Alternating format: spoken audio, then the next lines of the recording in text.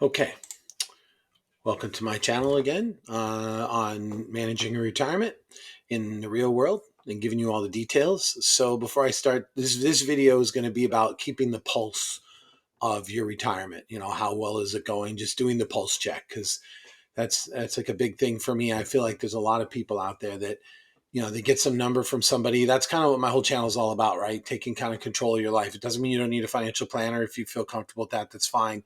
But just kind of, driving your own life so somebody else isn't telling you what you can and can't do. So, but one thing I thought would be fun, so I just got out of the shower, as you see from my wet hair, is some fun things to do in retirement. One is you could put in I put in a speaker light in my shower, and everyone thought it was pretty funny at first, but now everybody likes it a lot. So, um, that's a fun thing to do that you'll get a lot of fun out of it, a lot of good use out of. Which is another good thing. I heard something the other day about the dollar analysis on things you buy. So if you buy something and you divide the price of the thing you buy by the number of times you'll use it, it should always be under $1. And if not, you shouldn't buy it. I don't know. I thought it was fun. It's always fun to have these little things like that. So let's just dive in. So today is going to be about just how do you generally manage the pulse of your retirement. So I go into this a lot. I in my job I was a software developer, and so one of the things we would say, if there's things that bother you or make you nervous or you're not comfortable doing, you should just do them over and over again. And that was true a lot of times. So without getting into the details of it, so sometimes they'll tell you, oh, don't look at your plan. Uh, don't look at it too often. Don't look at the stock market, do all that. But and they're probably right for a lot of people. What I found though was it really got me comfortable with, by looking at it quite a bit, it got me really comfortable with the ups and downs of the S&P and the ups and downs of the market. It also got me serious about how I need to diversify and get into some more safer stuff because I started to see how things could really drop. Whereas if I was only going in once a year and just smiles all the time, I wouldn't really feel, you really got to feel that pain of that drop to kind of make you start to realize that you need to diversify your portfolio because the S&P 500 doesn't always go up. Certainly hasn't been going up the last few weeks. So let's just take a look. So again, my primary tool for monitoring my retirement is Right Capital. So I will do the best I can every single video to start you out here on the dashboard snapshot pane where, it's the default. I'm not going to really go over this because we will go over all this stuff individually through other screens, but I'm just going to drop you here so that's your point of reference. So what I do spend a lot of time in and checking the pulse of my retirement is in the retirement tab. So let's go there. And we wait. Okay, cool.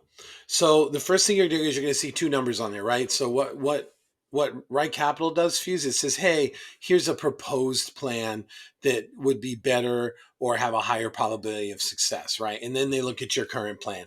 Most of it never checks your spending. It never, I think the only thing it's doing for that probability of success is messing with your invested assets. Like, do you have too much in cash? Like, I think and we'll look at this at one point on the investment tab. There's an investment tab here too. But I'm going to kind of go in this in order of importance. So what's important though too is remember what have we done to get to this point, right? So we've put in all of our expenses, we've put in all of our income, we've set up our goals, we've done all the things to get us here where Right Capital has enough information to do an analysis. Now I'm going to tell you, just as a word of wisdom, the first time you go in and do this, because it happens, I've seen it happen more than once.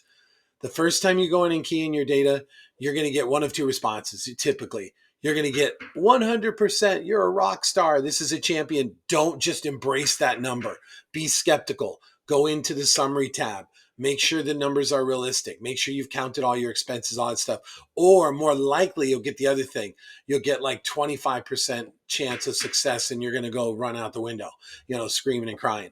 Don't take either one of those two things in any software, even in the Bolden software, which I'll show a little bit of later when we're actually all done with Right Capital. But it's usually a keying error. It's just something you didn't put in. So always go. And like I said, the best way to check. Oh, let me turn on the timer. Shoot, I always forget to turn on the timer when I'm with you guys. Let me just turn on so it doesn't go too far. Okay. So the best place to check the we've already covered this, but we'll go in again is in the retirement tab, in the cash flows tab, and then just start looking through the summary because these numbers should make sense to you. Like, when you drill into the expenses, you should be able to look at that and say, hey, yeah, that looks like the right number. In all likelihood, you're going to see a weird number there. Go look at your portfolio again. Go back to profile. Go to your investment tab. Make sure that these numbers are right. Check your incomes. Go back to your income tab. Make sure that all your incomes are set. But when you get that first number, it's almost never right. And there's just going to be this massive panic you're going to have. And like I said, the converse of that is true too. You can't be like, oh, I got 100 downgrades, so let's just walk away. You got to look at your numbers again and again and again, especially when you first put them in. Okay, so let's just assume you've done that. Everything's looking normal. You're going to get these two different whatever the progress bars, I don't know, whatever, circle progress bar, I don't know what it is. So circle chart, I don't know. So you'll see there's two numbers presented here. And like I said, the first number is, they typically look at it's actually a reflection of what's down here. So I've put in, like, go to the preservation mode for my asset allocation. So it gives me a 91% probability of success. And we're going to go over all this in a second. It gives you, this is the proposed plan. Now, what's really cool about the proposed plan and the current plan is through all the tabs, you'll be able to switch between those two plans. So if we were to go to cash flows, which is, I'll probably go to cash flows a lot, even to drill it for you guys. Cash flows is where I go all the time. So you'll see in all these cash flow tabs, and in general, most of the tabs you're in, you'll see this. There's going to be a little drop down box there where you can't see it. I don't know what the problem is with my YouTube producer, but you'll get the proposed plan and the current plan. So you can actually look at, when you change the proposed plan, which I'll show you how to do today, you can actually flip your summary tabs from proposed tab to, or plan, to current plan. So there's a lot of power in this first tab that you can do. Now let me show you. We'll just keep talking about that primary screen. Because I spend a fair amount of time in this screen. Like I said, these are probably my two primary screens. I'll initially go in here, check it out, and then I'll go to cash flows. Okay, so let's just keep going. So this is basically saying what's your proposed plan. You can control all the proposed plan variables in this pane down here. So this is lots of fun, right? Now, there's one caveat in here that at the point in time I'm making this video, I haven't tried. So I got my Right Capital through Heritage Wealth Planning. They don't offer this anymore because they just had way too many people treat them, Josh Scanlon in particular, like a help desk. And he was giving this to you for like a low amount at the time. And he just found there was too many people that wouldn't really dig into the software themselves, so he stopped offering it. But you can get the software through this other guy, which is Ari something. It's Root. If you look up I'll put the link in my description. But if you look up Root in YouTube, Root Financial Planners, you'll see there's a class you can go through there. You pay $300 and you essentially get this same software. It's hosted, obviously, so you get their version of it hosted. Now, the problem with their version hosted, and that's why we're having this discussion, is that one of the greatest things about this screen is just all this stuff you can simulate. Like, you can change any of these parameters, which we will, and it'll show you the impact on your plan. So, but the problem is there's a little, these come from all the things you keyed in, all the new budget categories, all that good stuff. Problem is when you initially get the software, this is all empty except for like 5 or 6 things that are default out of the software. So I don't know if Ari, and he's the guy who does the Root stuff, is going to give us an option to say, hey, can you press the button that adds all my budget categories to the analysis page? So we'll see. My sister-in-law is using this. I'll give it a try to see if he'll respond to something like that. He should, because otherwise what you have to do is you just have to change you change your budget category, then you go back here and you look at your plan, and that's just kind of a pain. So you may not see the same thing I'm seeing. Well, you definitely won't see the same thing because I have different budget categories, so you can see, and which all of you should be real familiar with this by now because you keep seeing it. So this is really fun, right? So you can, this probability of success is being driven off of all these settings. Now these default to match your current plan. So, all right, so let's just cover the top of the screen real quick and then we'll work down to the bottom. So this is just your median ending portfolio. So remember what that says, median ending portfolio, not net worth.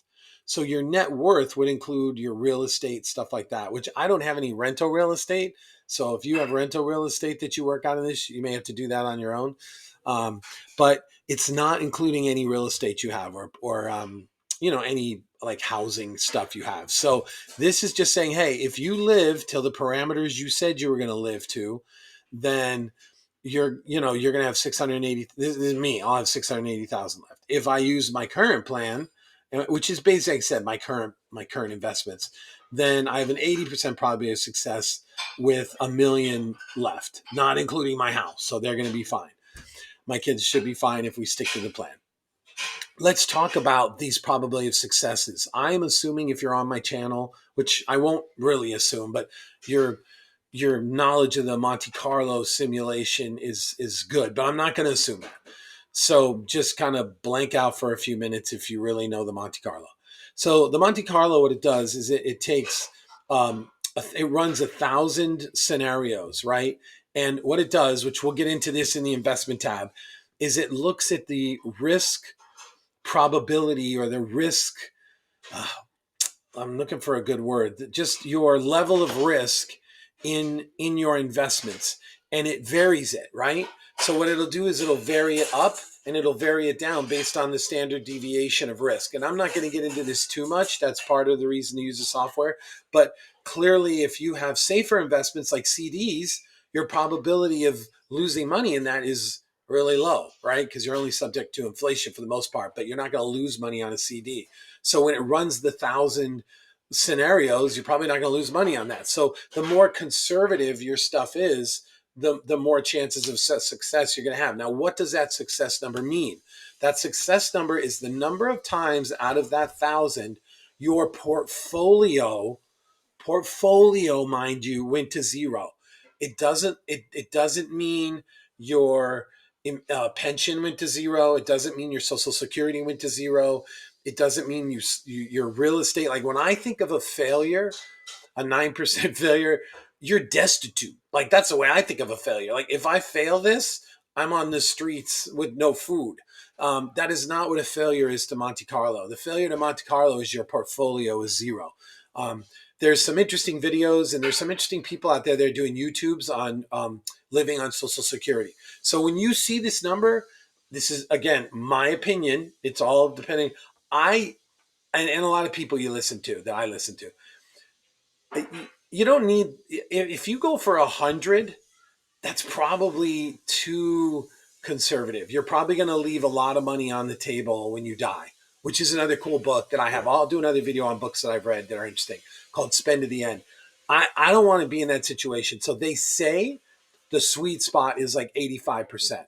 Now, what you're going to see if you're pulse checking your stuff, like I said, I will admit, I will confess that I look at this almost every day just for fun. But what you're going to see is like fluctuations in the stock market could move this needle. Like I think just like a few days ago, I was at 93%. Shouldn't rattle your world, right? That just means that you had 7 more failures out of the 1,000. So just it's important to remember that number. Like see my probability of success right now is 80, and I'm just super comfortable at that. The other thing to think about too is you're smart, right? Like this 1,000 times means the market goes down 20%, but you keep spending like the market went up 30%. Like the Monte Carlo assumes your expenses stay the same no matter what. And we all know that's not true. That's another reason why I think it's important to keep your pulse on your retirement, because there may be a year where you're having real problems. And it's best to say, you know what, maybe this year we're not going to go on 3 vacations. We're going to go on 1. Um, so so just keep that in mind when you're looking at the success probability, that it's not like an earth-shattering number. It acts like you're a stupid moron, that you're always going to spend the same amount regardless of the environment, which we know is not true. So that's the probability of success. That's what that means. And this, of course, is the number of assets, again, emphasizing in your portfolio.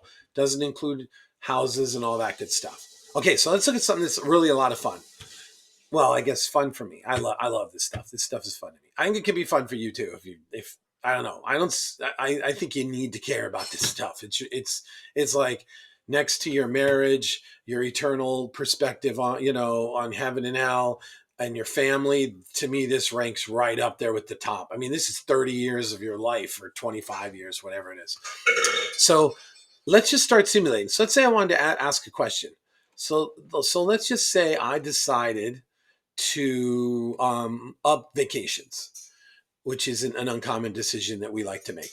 So let's just say we decide we wanted to know the impact of, and what I'm thinking about doing, just so you know, I'm thinking about breaking out another vacation fund. Like this is the vacation special vacation fund. This is the one where when she retires, I'm committing like 20,000 a year to just going on extra vacations besides our Wildwood Beach vacation. So this is our go-go years. Remember I talked about the go-go years for me it's between 62 and 70. It says 77, but I think I have it going till 78. So I'm thinking about breaking this up into two categories so that I can say, listen, no matter how the market is, no matter how bad things are, we're always going to do the first level. But then I'm going to have a second number that says, hey, if things get bad, I can reduce this one. But I may play with that later. But for now, let's just play some fun numbers here. Let's just say 80% doesn't make you feel comfortable. So you're like, you know what, we're going to have to cut down somewhere. Well, I already talked about one of the things that I can cut down on that I know for a fact is I could cut down on my miscellaneous expenses. So let's say I know after using my budget and using my budget compared to my expenses coming in on my credit card and my checking, that I know, you know what, in reality, I mean, I would never do this. I'm not going to do this, but in reality, I know that we're really, after using this tool for a year, we're only really spending $1,400. So all of a sudden you can say, well, what is that going from 1,700 to 1,400? And notice it keeps my original one in my current plan there. What impact does that have on my retirement? Reasonable number, right? So first let's do this. Let's bring this back to current. You'll see, I don't know if you're going to see this drop down box. Asset allocation, you get an option on that. Right now I have it set to preservation, which is why I'm getting a 91%. And obviously when it's on preservation, I guess it's more conservative than my plan. I thought my investments are pretty conservative. But you'll see I have more left because I have more in the S&P. Their definition of preservation probably puts less in the S&P. So let's just for now, so you can see the impact of isolating certain budget categories, let's just take my current allocation. So if I go to my current allocation and I set this back to 1,700, if I do this right, then these two things should be identical. So let's find out. There should be a reset button in here somewhere. Yeah, refresh. As we wait for the refresh button, by the way, I was listening to James Bond music today. So watching a James Bond movie is lots of fun too. Okay, so you'll see, what do you see here? It goes to identical. And why is that? Because I told the asset allocation to take the same as my current allocation. And so as a result, my proposed plan is the same. So now let's work from there. So let's say, what's the impact on my plan? Really, remember, the impact on my plan means 1,000 simulations. How many times will I go to zero? And you're going to see on a tab that I'm going to show you, probably not in today's video, but in the next video, where you can see like at what time point in your life is your retirement plan at most risk based on these Monte Carlo situations. So, but we're not doing that now. So let's just say, hey, if I reduce this by $300, what impact does that have on my plan? So I cruise down here, I hit refresh. And lo and behold, that's a pretty big impact, right? So me going from 1,700 to 1,400 got me to 87%. Okay. So, but you see what I mean? Like this, it's so important because, and this is going to change year to year. I watched a video the other day where people who only look at their retirement plan like once every few years. So they have a financial advisor. And I think financial advisors are awesome. What I think is people should know more about their retirement plans in addition to a financial planner. So What happened was is they had looked at, and they were using Right Capital. They looked at Right Capital 3 years ago. And so they got off the phone with their financial planner, and they had access to all this stuff. They just didn't look at it. And they had like an 87% probability. 3 years later, without looking into it, they came in, they had like 70% probability, and they were freaking out. And and it's just kind of like, you don't want to wait 3 years to have that moment where may need to make some adjustments to your lifestyle. And I'll emphasize this as I go through these videos. It doesn't always have to be a negative influence on the lifestyle. It can be a positive influence on lifestyle. If you're going through here and 3 years in a row, let's just say you're looking at your plan, and the first year you get it to 85%. And then the second year goes up to 90%. And then the third year it's 95%. What's that telling you? Go spend some money. Go do something. Go take an extra vacation. Go buy the car you want. Go, do stuff. So I'm talking about it from a negative perspective, but it can be the other way too. So you can see, and especially when you put, I can't emphasize enough though, make sure your numbers are right? Garbage in, garbage out. If you don't spend some quality time making sure two things: one, the data entry piece, you put it in right; two, these numbers aren't like fictitious numbers out of your head the way you wish you would live. They're numbers that match your reality of how you're living today. So you can see, like, that pulled in, that brought me to 87. Now for me, that's enough. That means 13 times, or 130 times out of 1,000, my portfolio went to zero. I'm not, like I said, that sounds old, but it's not. You're still on Social Security. You're still, and like I said, I wouldn't make these great changes either based on um, a day you happen to go in. That's what's important too. By looking at this on a regular basis, your mind starts to adapt to the fluctuations that this number has just because you're in the market. You may see a 3% up and down of this number. And when you start to see that, you're like, all right, I'm not just going to start changing my life every time this thing goes down a couple percent, especially major things like presidential elections. Like right now, Donald Trump's doing a lot of stuff to, what does the market hate the worst? Instability. Even if it's, even if you're doing bad things, it likes stability. If you're doing good things, it likes stability. And right now we don't have that stability. So there's a lot of volatility in the market. So I'm seeing my personal number go up and down. I think last week my number was like 90 something.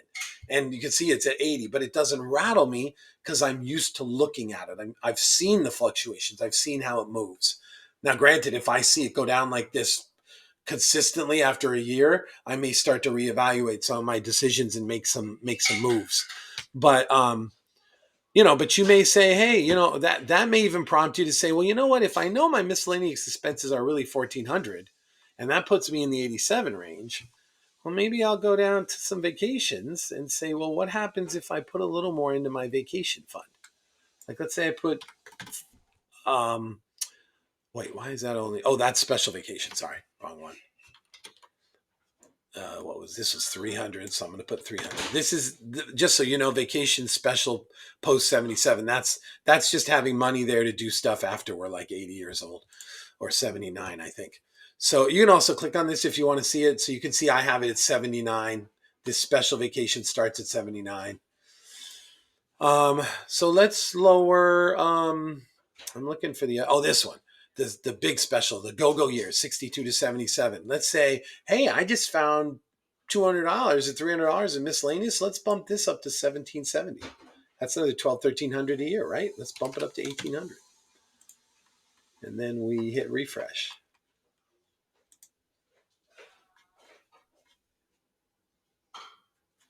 Loading. And you'll see, oh, look at that, 85.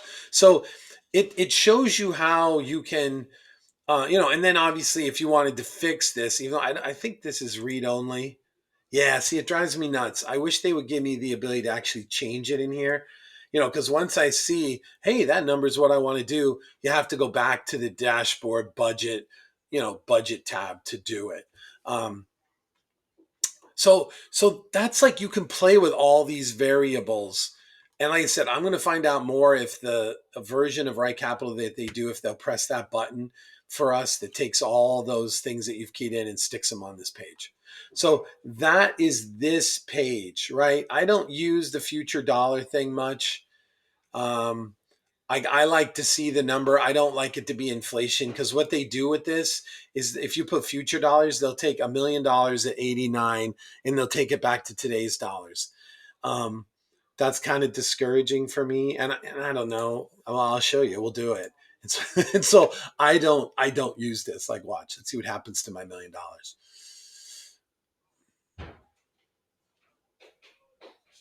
See, it becomes like $426,000, which is that's no fun for me. I mean, do I mind that much? No. I mean, like I said, I'm just showing you the options. I think $1 million will be worth $1 million then too, but whatever. I haven't looked at these other things. Show years on the x-axis chart. I guess we could try it. We have like about a minute, and then I got to stop because I'm gonna run out of time. So what happens if I do this? Yeah, I don't know. I don't know what it did. It must be on these other things. I don't know. But anyhow, not a big deal. So that's kind of step one in keeping the pulse, and also just doing it. Do it on a regular basis so that the market doesn't freak you out and give you a heart attack every time it goes down. What we'll do tomorrow is we'll start, or in next video, we'll start going through some of these things like this confidence tab, which is a fun tab too. I don't know why. Yeah.